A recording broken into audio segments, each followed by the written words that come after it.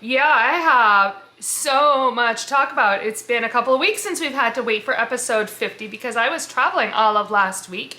So I have a finished object and I have lots and lots of updates, and I even have something brand new to talk about, an old returning craft, shall we say.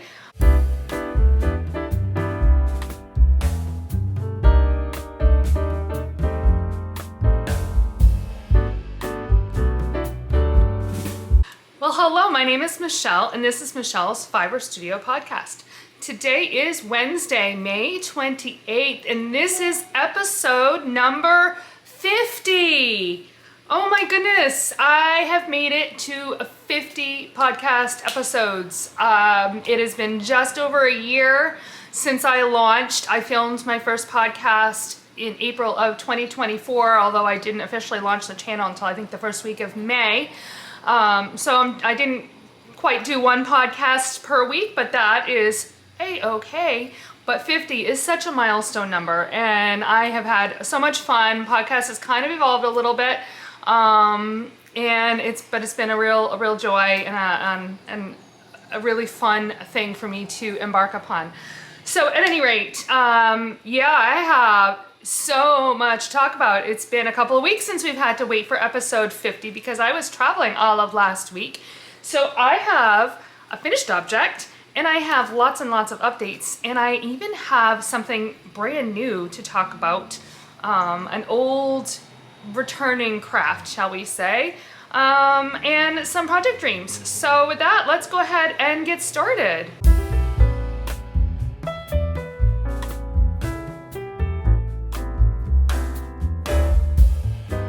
I have something on my blocking board. Oh my goodness, oh my goodness, oh my goodness. Look what I finished. Oh, I want to show you the correct side. Look, my secret ingredient is finished. Oh my goodness, if I lean like way back, how much of it can you see? Oh, I am so thankful to have this project done. I finished it, so I traveled. I was gone again all of last week. I left on the Tuesday afternoon, so my goal was to get this done before I left, and I finished it on Sunday. I'm pretty sure I cast it off on Sunday. I think I wove in the ends on Monday. It still needs a block, but it is done. I'm really actually very happy with the final result. I love how the colors have played together. The mohair in there with the purple is just here. Actually, that's a good section with mohair. It's so soft, just so soft. But the way the colors all played together, just really, I'm very pleased with. So, for the last time, let's talk about the yarn that I used. Again, I pulled everything from Stash for this project, which does make it really quite nice. And that is what I have left of my colors. So this was my color 1. It is one of my Yarnables yarns from Hedonic Yarn, and the colorway is Love Language. That's the Yarnables. And that was the one that I held with the mohair. The mohair was from Hope Knit Yarns, and it was the Abigail mohair in 38. And so yeah, that's all. I haven't weighed any of these, but that's all I have left. And this was, as you recall, a leftover from my Amayo last year, along with this color here. I did this one with the mohair in the Amayo, and this one was also Hope Knit Yarn. It was her Jimmy Sock in Summer Clover. So those are as good as gone, which is great. And then the last color I used is this red, which is also from Yarnables, and it is Picnic Basket. So that is the end of my secret ingredient make-along. I started it on January 29th. It took way too long to complete. But it is now done. I think it's going to be a fun one to have in my closet for next winter when it gets nice and cold again. So, or when it gets cold again. I shouldn't say nice and cold because I really don't like the cold, but when it gets cold again, I will have this lovely shawl to wear. And it's too hot today. I actually didn't give that in my introduction. It's currently 79 degrees. It's beautiful, sunny. Spring has well and truly arrived in Maine, although it is going to get rainy again this weekend, but I think it's going to still stay on the mild side. So at any rate, I will not sport this and I'm not putting it on, but it is done.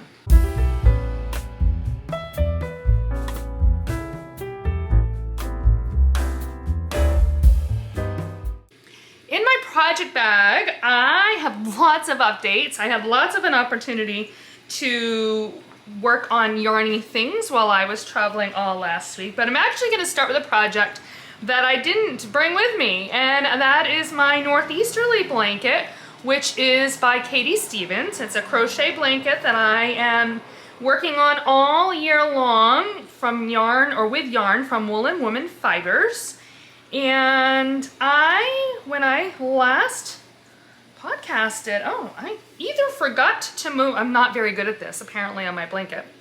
I either forgot to move my little marker, or I did a darn lot, which is entirely possible. I was still catching up on my April colors, which I did do, and I think I caught up with my April colors before I left, which was another one of my goals.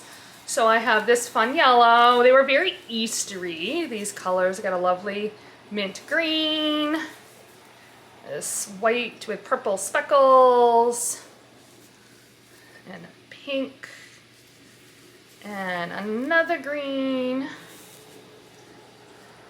and the last, ooh, there we go, it's getting heavy. Got a purple, and then back to the purple again, the last batch of the purple that I started with. I have been trying to stagger, so let me actually give you a good kind of overview of what it's looking like right now. It's looking really, really great. The length is really fun, and it's a substantial, when this is done, it's gonna weigh a fair amount. It's DK weight yarn. It's gonna have some good heft, so that's gonna be very cozy. I like, it's nice to have lightweight blankets, but really, I like blankets with heft because they just add that, that comfort, right? In addition to the warmth, so I think that's gonna be great. And then I have started my May colors, which obviously, again, I'm not gonna complete. Today's the 28th. I have this color here and this color here. I started to say I'm staggering the colors.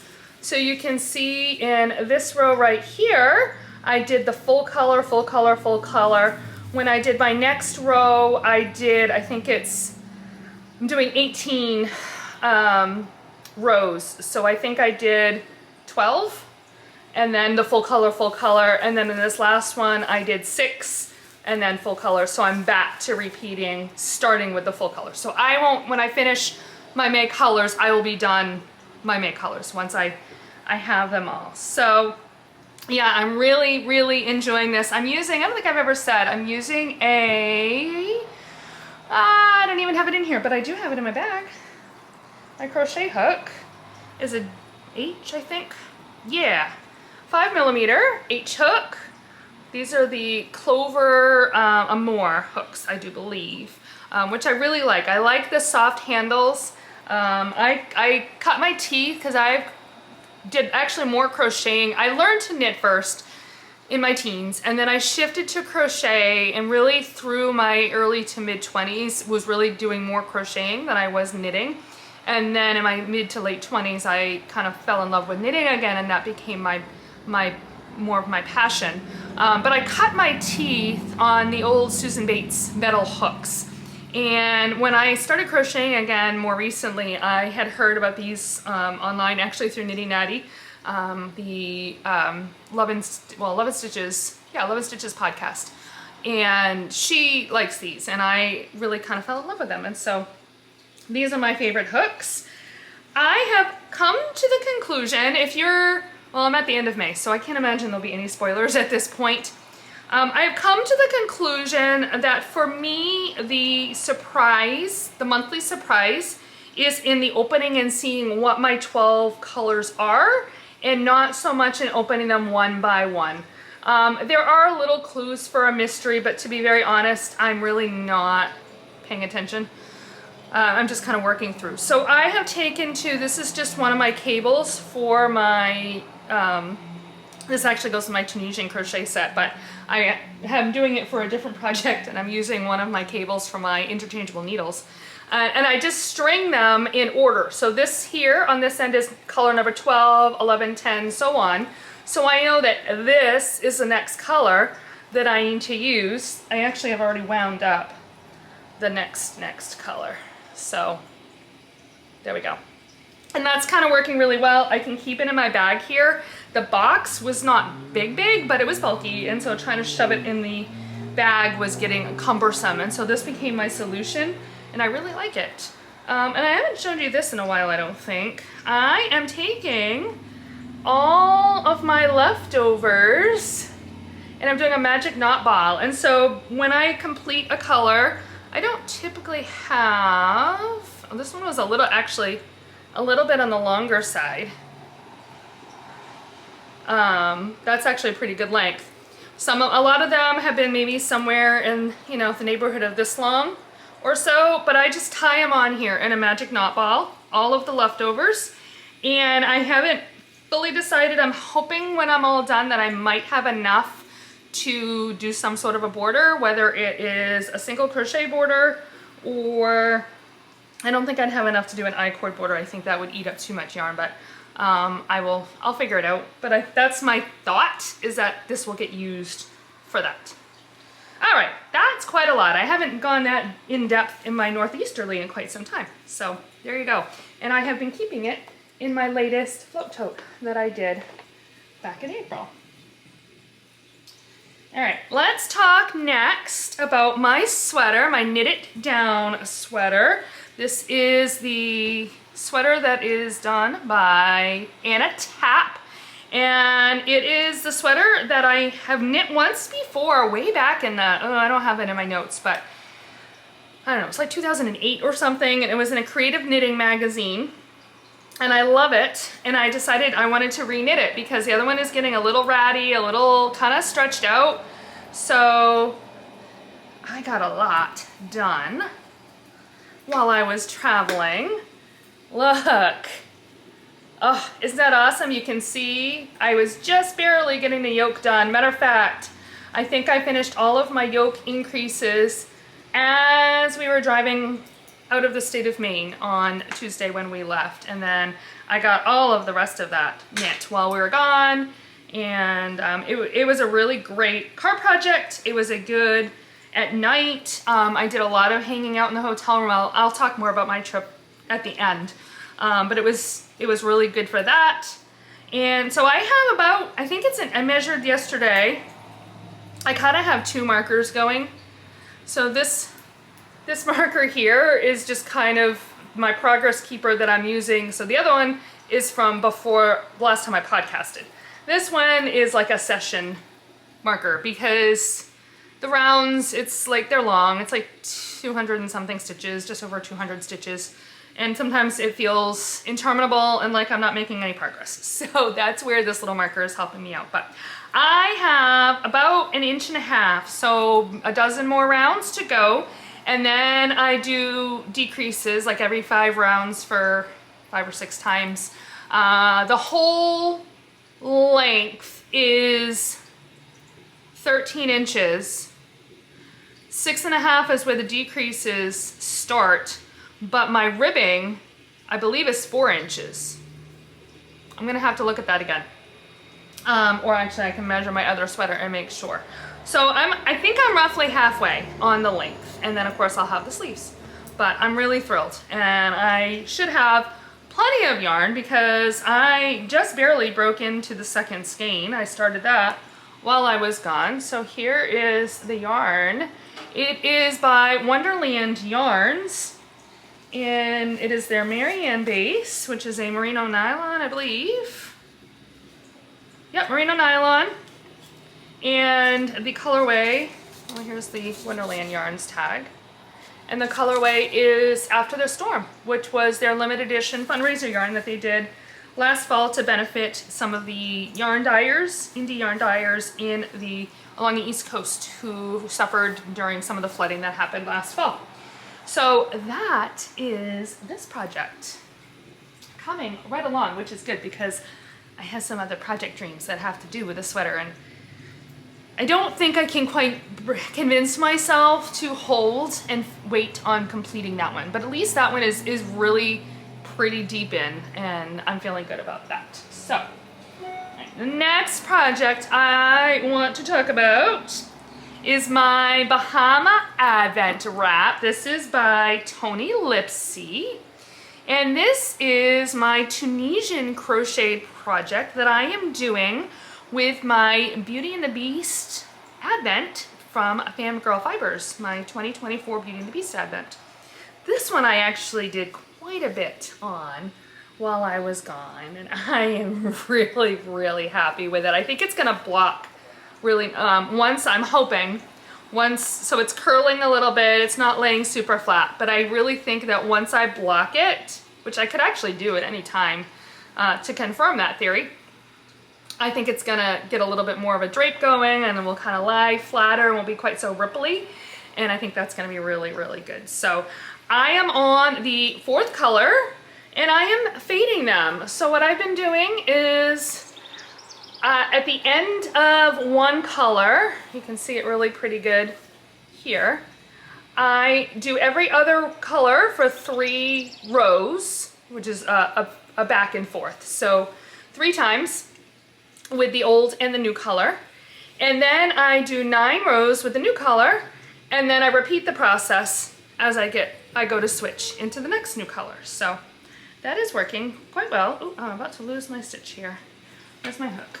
Ooh, let's pick them up before they go away. I try to pull my last loop really big, but it doesn't always work.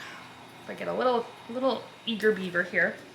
So I'm gonna tuck that back in my bag, and then, oh, come on, go in the bag. There we go. This bag, by the way, who did I get this from? Is there a tag on this? Oh, I got this one at, it was Haute Knit Yarns, and I got it at Spa. That's where this one came from. So I'm enjoying that, and that's holding this. It's actually getting a little dirty. Of course, I have a black dog, so getting some black dog hairs all over it. Let me show you though, I am collecting in this little bag here. This is the little bag that the yarn comes in from Yarnables every month. So I got a boatload of these kicking around, but these are what, oops, I just dropped it. That's what I have left of my colors after I do the number of rounds that I've done. I measured the inches that I'm getting out of one repeat, basically, or one color, and it is going to yield me the length. By using all 24 colors, it's going to yield the length the total length that I want. So I don't want, even though I could probably get 2 or 3 more of each color, that would actually add significantly to the scarf. I actually want to weigh it though. I haven't weighed them. Let me see how much these weigh.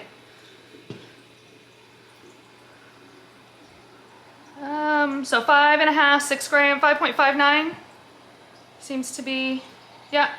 So just over 5.5 grams is what I have left. So times 24, I will still have actually a decent amount of yarn left when I'm done with this project. I don't know what I'll do with them.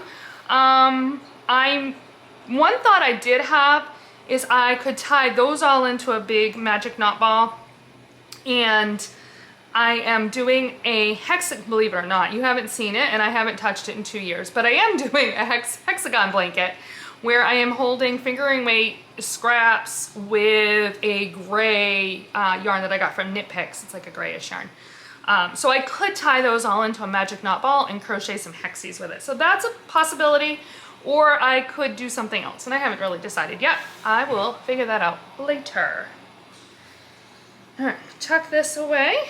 And then I think I have, well, 2 more projects actually, or 2 more things. I'm gonna leave that hanging there and let you try to figure out what the last thing is.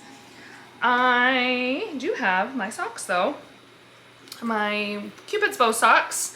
I had high hopes for these socks. I had high hopes that I would come back with maybe a finished sock, and alas, that is all I got done. I didn't even quite make it to the heel. Oh, I'm really close though.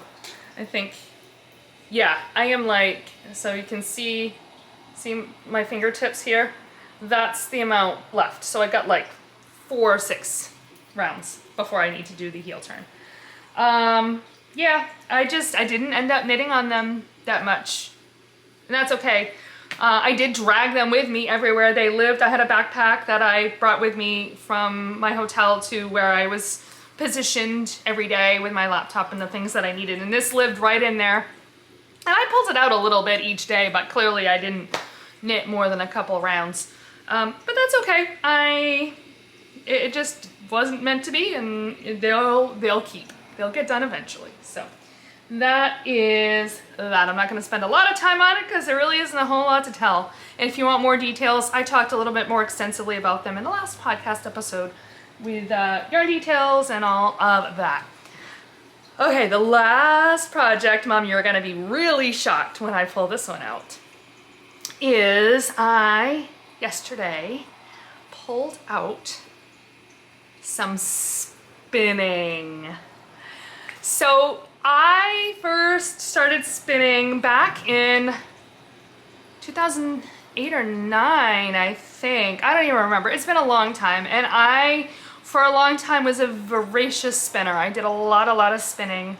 I have not as much in the last, I can't remember if I started slowing down in my spinning when I started working in the school or if it was after that. I feel like it was after that, but definitely in the last 5 or 6 years, 7 years.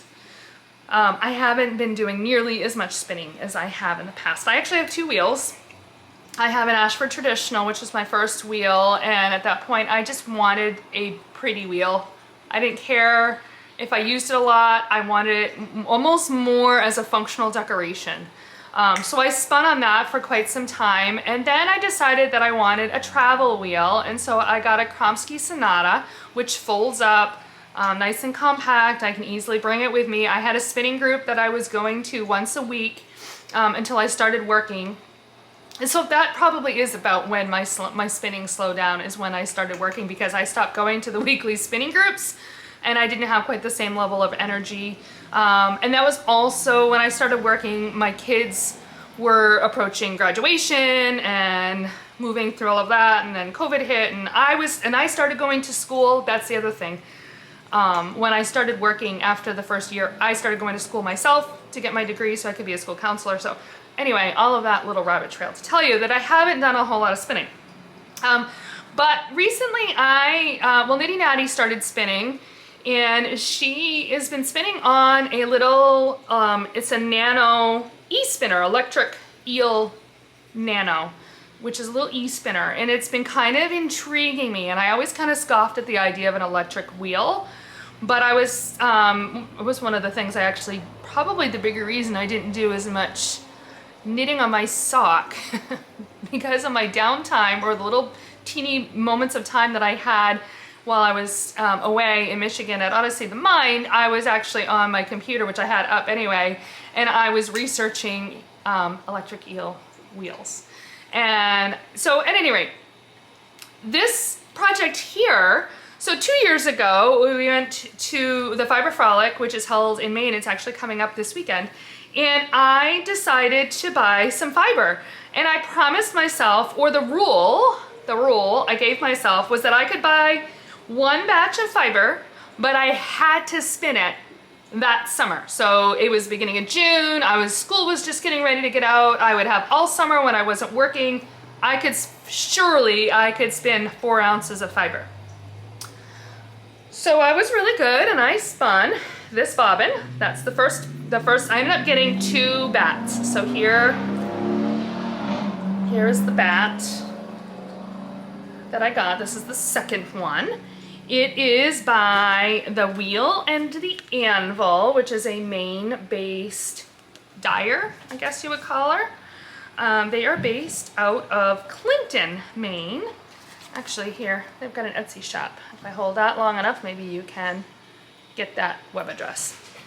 At any rate, so I did spin the first bobbin full of yarn or fiber, and then I never got around to it.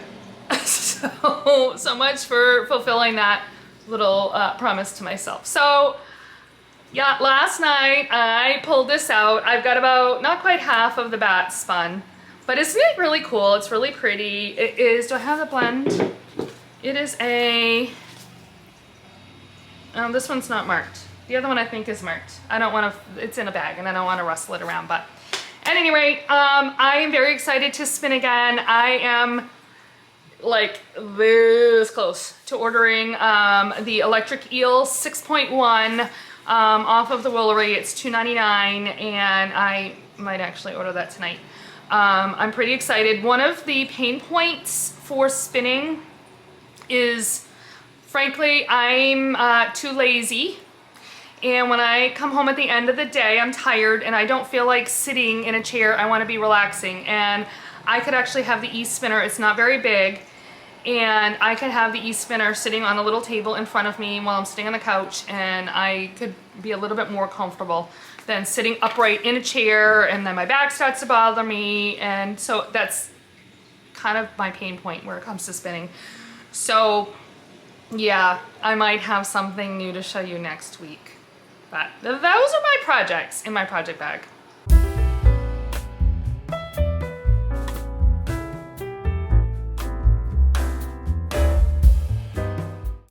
Project dreams. I do have a new project, which I already alluded to, that I am seriously considering doing. I am really close to, yeah, it's really close.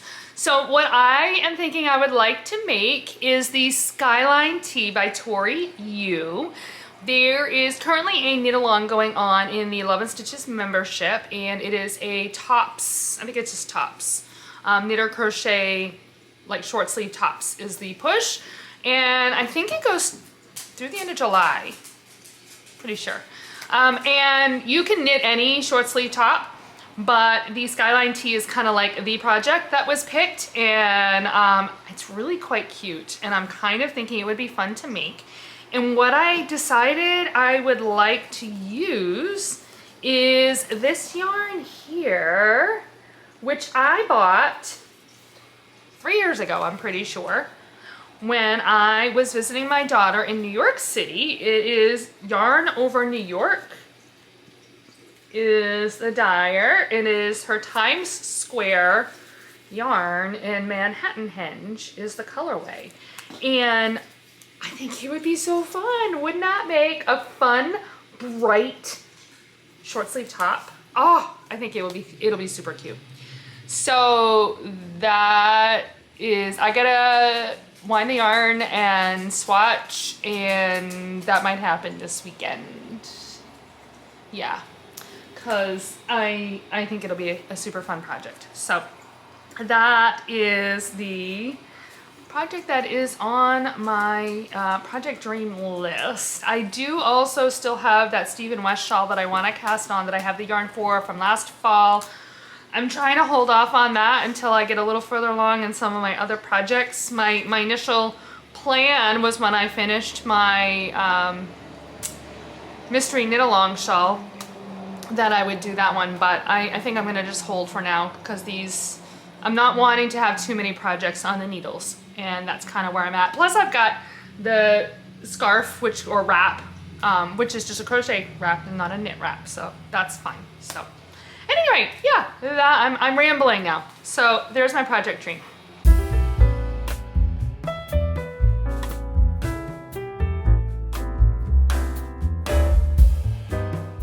Since it's been 2 weeks, I have a really lot to talk about in this section, so I totally get it if you don't feel like sticking around and you don't want to hear all of the things that I've been up to in the last 2 weeks. Well, I wish you a happy knitting week, and I will see you next week. But for the rest of you who have any interest at all in knowing what I was doing, mostly what I'll be talking about is my trip to Michigan and Odyssey of the Mind. My note actually says, I don't remember anything before I went to Michigan. So even though it was about 5 days between when I recorded and when I left, I kind of, I guess, blanked it out, or nothing important happened, or I have no idea, truly no idea, because I was so focused on, I guess, going to Michigan. So we will pick up with last week when we left last Tuesday, so a week ago yesterday. I left work around 1:30 and headed down to York, which is a little over an hour from me, to my friend's house. There was 5 of us who were driving together. So we left Maine around 3:30 and drove. We stopped for dinner and drove, and we ended up in Batavia, New York around 11:30 at night. It was late, but it was great. We stayed at a hotel that my friend had booked, and so we had a nice place to stay. We got up the next morning, had breakfast at the hotel, and left. We were on the road, I want to say around 8:30. And then we arrived in Michigan at Michigan State University, Lansing, Michigan, around 3:30. So it wasn't too terrible. And we were all, of course, pumped and geared to go because we were getting ready to start our week. And the drive out there is always feels shorter in some ways. The drive home sometimes feels interminable because you just want to be home. But we were all very excited. We arrived in plenty of time. The opening ceremonies began at 7, so we had plenty of time to get checked in and get settled and relax for a little bit, and then we had our dinner. So we had to pay as a judge, so I went, again, I guess I should probably back up. I was in Michigan for the Odyssey of the Mind World Tournament. I am on the Maine Board of Directors. My kids have done Odyssey of the Mind, and so we've been involved, or I've been involved for about 13 years or so. I've been on the board for the last 5 years, which I think you probably should have gotten most of that gist, as I've been talking about Odyssey of the Mind off and on for the last year or so. And I talked about when I went to Worlds last year. So at any rate, this was the national competition, but it does attract international competition. So we do call it Worlds. There were 10 different countries that had representatives. And so I was going this year as a judge. I was working as a scorekeeper, and so I was assigned to one of the problems. There was 5 different problems that kids could choose to solve, and they work on their solution and present it. So I was assigned to one of the problems, and my partner and I, who worked together, would collect the score sheets from the judges, and then we would input that into the computer, and then the other one of us would check the work of the first one to make sure that the scores were input correctly. So that was the gist of what my role was for the entire week. It was the perfect level of involvement, I have to tell you, because, you know, again, I work in a school. At this point in the school year, I'm pretty much fried. So it was a great little diversion without needing to think too hard. I mean, obviously I had to pay attention to what I was doing, but I wasn't like trying to determine how effective something was and how well it worked, and did they or did they not hit their mark or whatever. Like, I just was putting numbers in. And actually I was the score checker most of the time, which was even easier because I was just looking across at numbers. I did input a handful of times, but most of the times I was checking. So anyway, Wednesday was the opening ceremonies, which is super fun. I got a few pictures I'll pop in right here. It's incredible. There are, I wish I knew the total number of people or kids, well, kids and adults, people really. Like, we're in a stadium and it is like an ice arena kind of, I almost want to say, yeah, it's probably like a hockey arena. Obviously there's no ice. But it was full. It was full. And then they turn off the lights and there's lasers and the kids are screaming, and they all, like, the thing is for the teams to have their kids all have some sort of a blinky.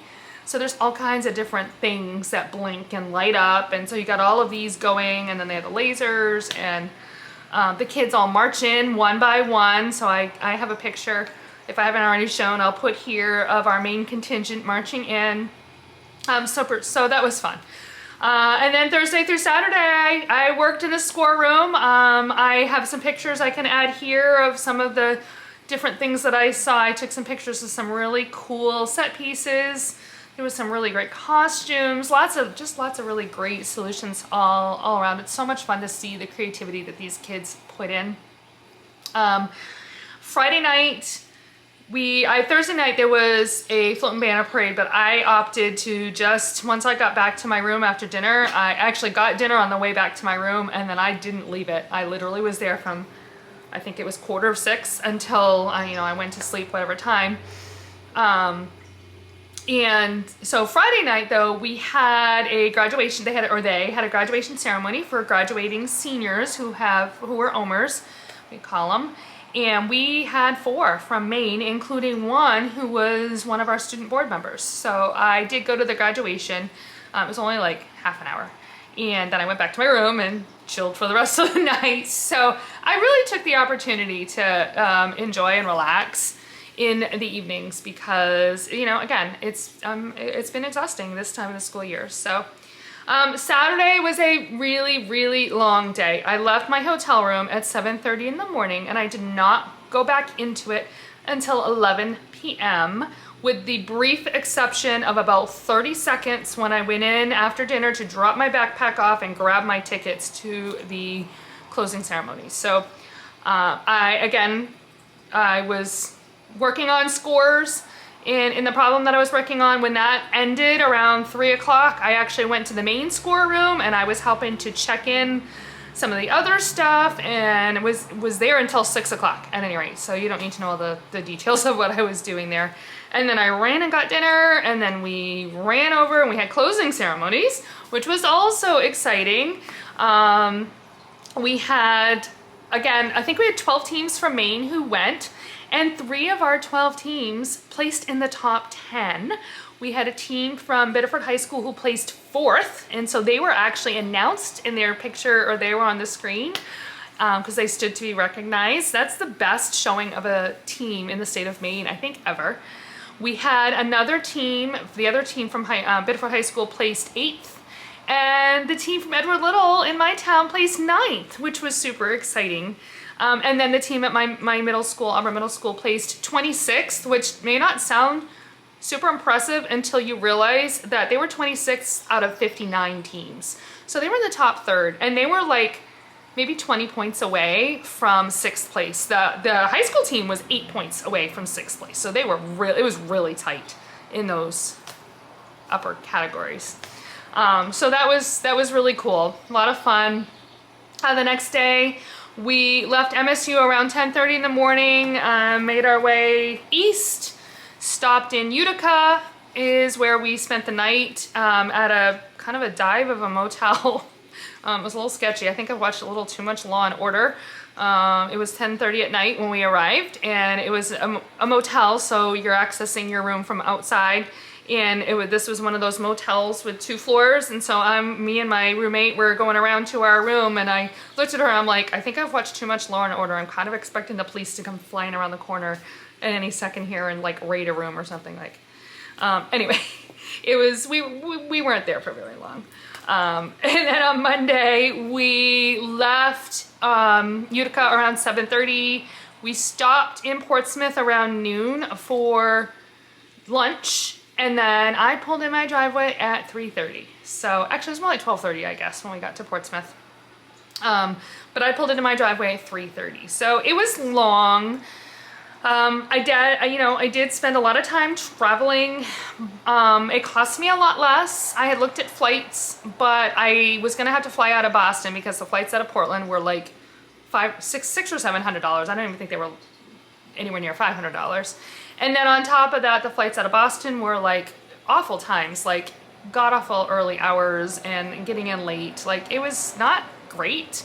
And then I would still have had to have gotten down to Boston, and then you have to worry about what you pack in your carry-on because you can only and you have to pay for carry-ons now, right? Because I should say they give it's I don't know if you've looked for airline tickets lately, but it's deceiving because you look at a flight and like, oh, that's not too bad. Well, now probably what we were paying before is what we were normally doing, like with our carry-on, but they have a lower rate, but that doesn't include a carry-on. So if you're gonna bring a carry-on, like something that you're gonna put in the overhead bin, you have to pay for it, or it's in the next tier ticket, which is really annoying. I wish they didn't do that, but at any rate. But you know, when that started happening is when they stopped having free baggage down in the cargo hold, and people started wising up to that and bringing everything they needed in a carry-on. And so then the carry-on bins started getting full. So we need to go way back to the way it was, where you got one bag for free in the hold and a carry-on. That's my 2 cents, but nobody's asking me. At any rate, and then Tuesday, of course, yesterday was back to work. My alarm was off at 5:15 in the morning. I am up and at 'em, and oh, what a day it was. I earned my 3 days off all in one day. Yeah, it was a day. But you know, it's like, welcome back, Mrs. Breton. We're all gonna have meltdowns and problems and challenges, but it was fine. So I guess that's what I'm there for. And then today, the super fun thing that happens is we had our senior walkthrough, and I actually have a picture I can pop in here of that as well. I know a lot of schools in the country are doing this now, where the seniors go back and they visit their elementary and middle schools, and that's one of my favorite things, is to have those seniors come through, and it always makes me super emotional. I'm such a sap, I guess. But that was fun. It was a little bit quieter and calmer of a day too, so that was super good. So that brings me to the end of this episode. Wow, I knew I had a lot to talk about. Thank you so much for hanging in. If you still are, if you enjoyed the episode, please give it a like and subscribe to the channel. This weekend is the Fiber Frolic. I haven't decided if I'm gonna do a vlog video like of Fiber Frolic. I did one last year. I don't know, I haven't decided. Maybe I'll do a little teeny segment that I can add into next week's podcast if I don't do a full-on vlog. But at any rate, I will have links below in the show notes to everything that I have talked about. You can find me on Ravelry and Instagram as Knittin Michelle, KNITTINMICHELLE. You could also send me an email at michellesfiberstudio@gmail.com. And with that, I hope you have a great week and happy knitting.